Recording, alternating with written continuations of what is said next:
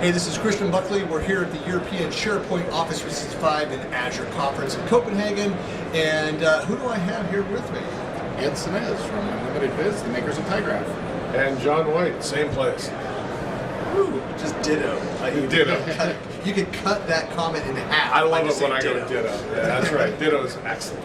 Well, we just wanted to talk about here for a few minutes. So one of the standout, for me, one of the comments in Jeff Teeper's keynote this week was where he was talking about AI and a lot of what's happening. Because a lot of the cool features that we're seeing, a lot of the automation, just the power of these intelligent applications and systems is around artificial intelligence, the AI capabilities, and Microsoft's approach to AI. And he shared very quickly a slide where it talked about an article that was by, I can't remember which other Microsoft executive was talking about it. But anyway, was talking about the range of AI capabilities. So from the beginner, the low end, things that are out of the box that you can just plug and start using, drag and drop things and get some functionality, all the way up to here's the raw components, the raw materials of this that we give you to go build what you need, and things that are in between. And so I know you guys live and breathe that world. And are the experts on it. So what are your thoughts about it? So what are your thoughts on on the range of things that are out there? Kind of where is it? What are you guys leveraging today? And especially with tyGraph, like what's out there? What's real versus what's forward looking? Well, I think to start with, what Microsoft's done is really beneficial to us as an ISV is packaged solutions in a way that we can just call them. Right, so it's a called service. So we want to do sentiment analysis, we want to do keyword analysis, we want to do all the range of things that you can do that are AI components. We just call into the service and get a result. And it's lowered the bar for us to be able to get products to market really, really quickly.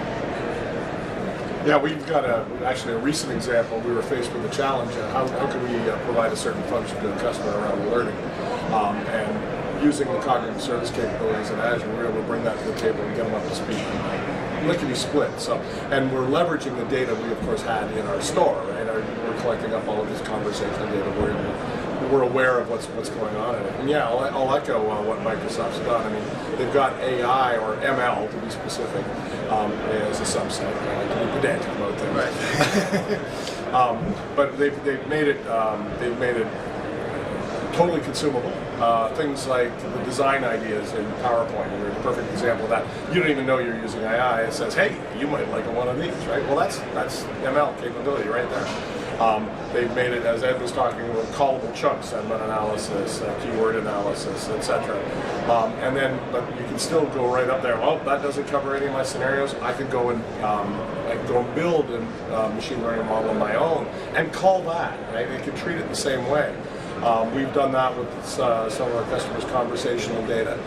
They've gone out and tagged things with their own organizational terms. While we're able to turn that around, build an organizational model out of that, and predict what the correct category for any particular conversation would be. So yeah, from a product standpoint, that stuff's gold for us. Something that's a popular topic around Office 365 and the broader the Microsoft 365 and all the offerings, all the pieces that are within that, is how fast things are being expanded, extended, new features, new capabilities. It's not like we're in the evergreen world with the technology where it's like weekly. There are announcements of something somewhere, but if you look at any single product or category, and there's just constantly things that are happening there. On the AI side of that, I mean, especially the things that you're plugged into, how fast is that moving? And how much feedback do you have as a partner into what Microsoft is focused on today? Well, it's moving extremely quickly. I mean, they're putting a lot of services online, and I think it's that modularity that they've been able to do. This is why we're out of the whole 3-year ship cycle scenario, is because it's more analogous to the app world, where you just you're pushing out apps, pushing out micro features that we can pick and choose from. So it's a smorgasbord of various components that we can just go and grab for the purpose that we need it. And again, it's cut our dev cycles tremendously. Trying to do this stuff by yourself with building blocks you're talking 18, 20 months of dev, and we're talking 18, 20 days of dev to do with the other one. So it's a dramatic difference. It's a quantum shift. I mean, the only thing I'd add to that is I did a talk on this at Ignite when I summarized all the cognitive services, which is kind of the pluggable stuff, the pre-built models, if you will. And you can bet that if it's 2 months later, the next time I give that talk, I'll be checking out what's available because my synopsis will be out of date. Within 2 months. Within 2 months, exactly. I mean, another area that's being added, you saw some stuff with SharePoint in the keynote, right? The ability to go off and detect whether or not that's using image recognition, whether or not an image contained a certain element, and coming back with a certain confidence that you're using some of the nice features in SharePoint with the color coding to indicate whether green or red, whether or not it was. You're seeing that now. It's coming out in preview very shortly in Power BI. You're going to be able to do the same sort of thing when you're importing data from a data model and pass things off to the sentiment engine. Be careful when you do that. Every refresh you're making a call. You know that costs money. But that stuff is being baked in as a service, and something that will be fundamental to doing data transformation through Power BI. So you see it pervading everywhere. I mean, you see it even in the Office applications and Word and PowerPoint that they mentioned. I just was highlighting at SharePoint Saturday Twin Cities a couple weeks back was the inking capabilities. Yeah. And some of the, again, it's doing some of the imaging. It's going and pulling, like you could snap a photo of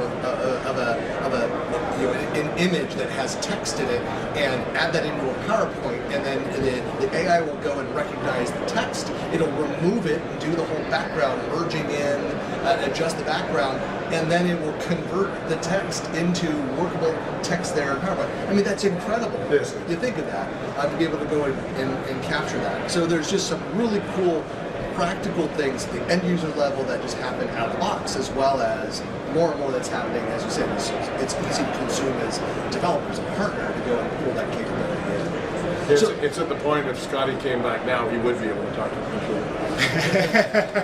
Well, so how can people find out, like, where do you recommend that they go to kind of get started and learn? I mean, I'm sure you guys get asked that kind of question all the time, like, where do you go to your source for more information about these capabilities, besides things like this lovely book that's in front of me? But yeah, anyway. I go, myself, I'll go to whatever service happens to be and dive right into the code. That might not be the best for everybody. There are a ton of resources out there. There's a lot of white papers out there. The only one I know off the top of my head is the recording of my talk from Ignite. So, and it does go into all of the various options of how it's all put together. But cognitive services, I guess, would be the big thing to look at. I mean, you just want to get your feet wet. You don't need to be scared of this stuff. It really is straightforward, especially things like image recognition, having the service guess what's in your image. You don't have to do anything. Fire an image up the service, kicks back cat, dog, sky, and that sort of thing. You see that in a number of areas. So cognitive services would be a good way to go. I'd recommend that talk. It's on YouTube. I can't remember the name of it. and how can people get in touch with you guys and follow you guys, find out more?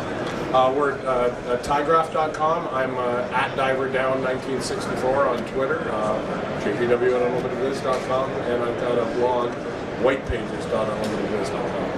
Yep, same. Ditto. Come on. Ditto. You be more efficient there, Ed. Come on. Yeah, thank you.